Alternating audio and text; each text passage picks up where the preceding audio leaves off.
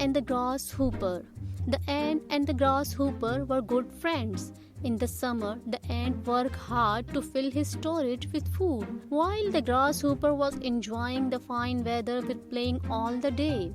When the winter came, the ant was lying cozily in his home, surrounded by the food he stored during the summer, while the grasshopper was in his home, hungry and freezing. He asked the ant for food, and the ant gave him some, but it wasn't enough to last the entire winter. When he tried to ask the ant again, the latter replied, "I'm sorry, my friend, but my food is just enough for my family to last until the end of the winter. If I give you more, we too will starve. We had the entire summer to prepare for winter, but you choose to play instead." Moral: winter in this story represent a time in our life where the food and resources are scarce, while the summer is the time where everything is abundant.